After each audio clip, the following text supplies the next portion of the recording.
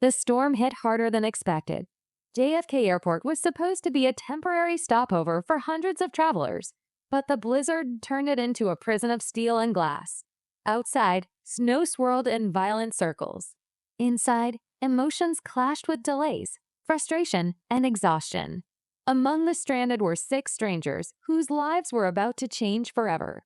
Claire Thompson, 32, a corporate executive flying to San Diego to finalize her divorce. Marcus Bell, 29, a struggling jazz musician heading to New Orleans for a big audition. Anita Kapoor, 24, a med student flying back to Boston after her mother's funeral. Tom Reynolds, 50, a truck driver traveling for his daughter's wedding. Eva Sinclair, 18, a runaway escaping an abusive home in Ohio. Yusuf Rahman, 60, a retired history professor en route to see his newborn grandson for the first time. They didn't know each other. Not yet. The unexpected announcement. Ladies and gentlemen, all departing flights have been canceled due to the severe weather conditions. Please make yourselves comfortable while we arrange accommodations. We apologize for the inconvenience. The announcement echoed through Terminal 4 like a bombshell. Claire grunted, tossing her designer handbag onto the nearest seat. Marcus slumped on the floor with his guitar case. Anita quietly wiped a tear. Tom muttered curses under his breath. Eva clutched her backpack like it was her only lifeline. Yusuf calmly opened a worn-out book on Persian poetry. 6 lives, 6 stories. Fate had just pressed the pause button on all of them. Brought together by coffee, hours dragged on. The seating area was packed, the charging stations were overrun, and tempers were fraying. Marcus, craving caffeine, wandered toward a nearby cafe. Behind him in line stood Anita and Yusuf. Eva sat at the corner table, sipping hot chocolate with shaking hands. Claire argued with her assistant on the phone.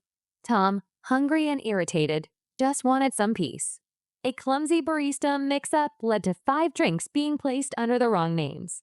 As the strangers sorted the mess out, they struck up an awkward conversation. First time being snowed in? Marcus asked. Claire sighed. First time not being able to control something. Welcome to my world, Anita whispered, half-jokingly. Tom joined in with a chuckle. Might as well get comfortable. We're not getting out of here tonight. They ended up sharing a table. One by one, walls began to fall. Midnight stories. As midnight approached, security gave up trying to move the stranded passengers out of the terminals. Blankets were handed out. Families curled up on benches. Lights dimmed. But at Gate B12, 6 people, once strangers, gathered like old friends around a luggage circle. Marcus played a soft jazz tune on his guitar.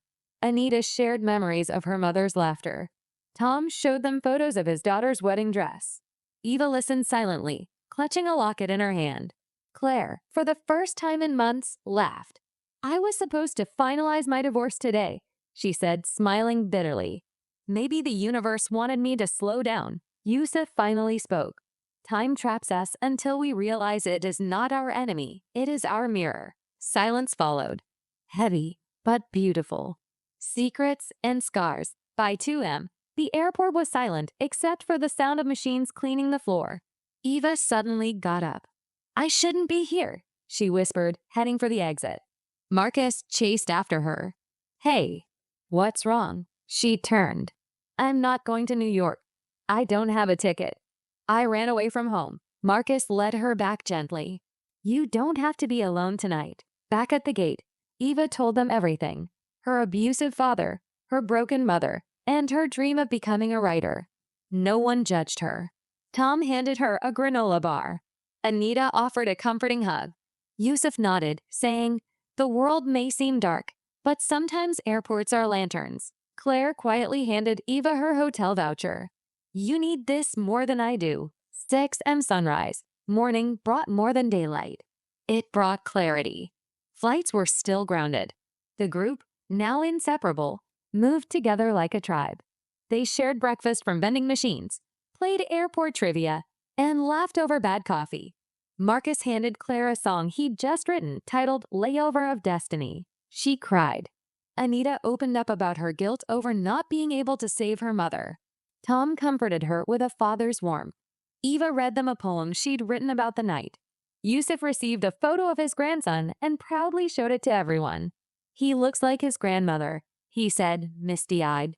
For the first time, none of them wanted to leave. Departures. By noon, flights began resuming. Anita's flight to Boston was the first. "You saved me," she told the group. "All of you." Marcus left next, promising to dedicate his first album to this night.